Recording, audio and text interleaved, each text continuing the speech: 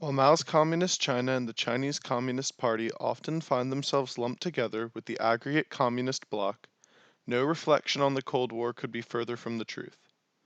To sum up China's impact upon the Cold War as such would discount the carefully constructed ideology and policy that developed across the era of the CCP, beginning with the peasant revolutions of the 1920s and leading all the way to the fully formed Three Worlds thesis unveiled by China in 1974.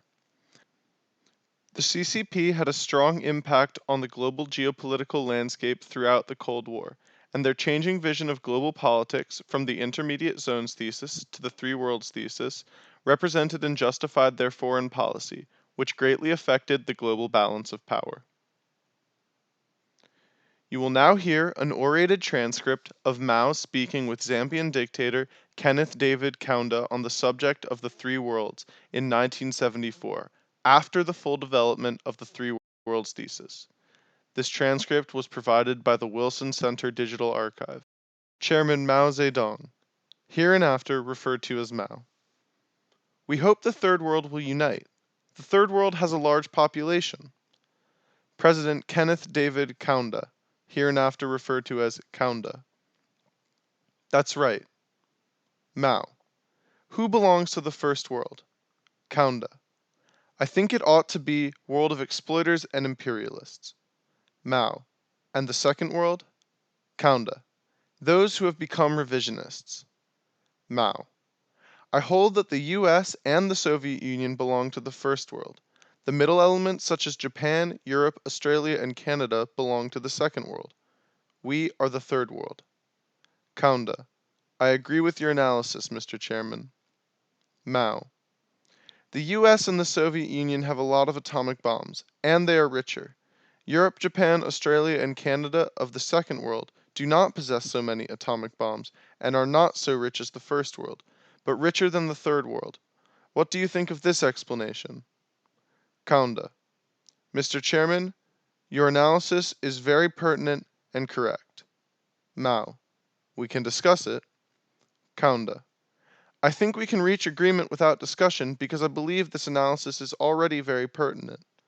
Mao. The Third World is very populous. Kaunda. Precisely so. Mao.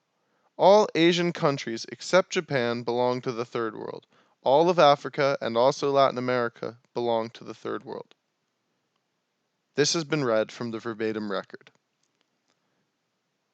During the Cold War, global politics separated the US and its allies from the USSR and its allies as two separate worlds, and every other country into a third world. Mao mimicked this, but challenged existing ideas on foreign policy by grouping the US and the USSR together. Their image of the world was not based on political alliances, but international class systems, and they held their faith with the third world, the global proletariat.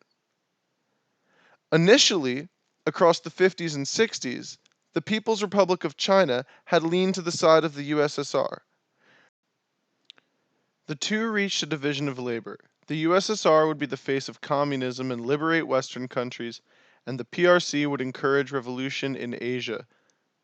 This aligned with China's then current ideology of revolutionary change, the intermediate zone thesis, which stated the untapped lumpen proletariat of Asia, Africa, and the Middle East were the true drivers of change and history.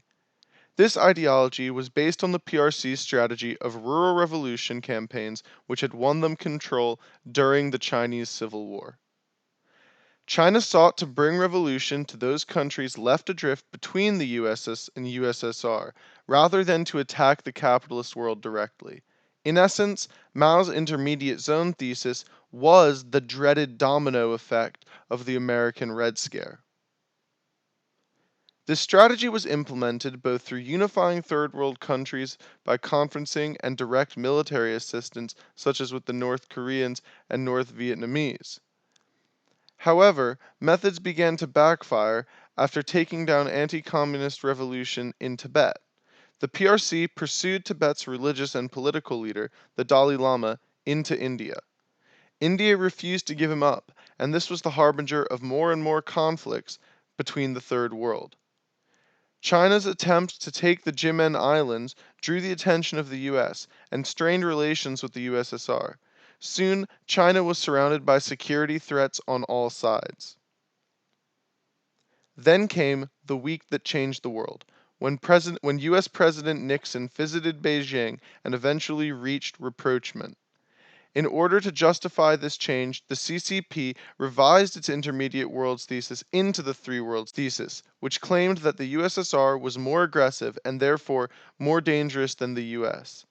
The newly developed three worlds thesis, described in the earlier transcript, placed more emphasis on a country's actual economic actions as the main determinant of their world categorization, rather than their stated ideologies or political structures. The Chinese ideology had to reconcile itself with the fragmented Soviet bloc and the shifting balances of power.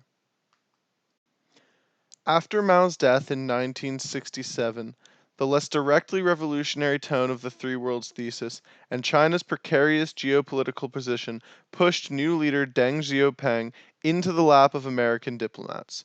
China unwittingly set themselves on the path to becoming a producer satellite of the United States, and eventually ceased their support for communist revolutions and opposed almost any country aligned with the USSR. The effect of this change in loyalty was far reaching. The rapprochement not only gave the US more resources to fight against the USSR, but forced the Soviets to spread themselves thinner.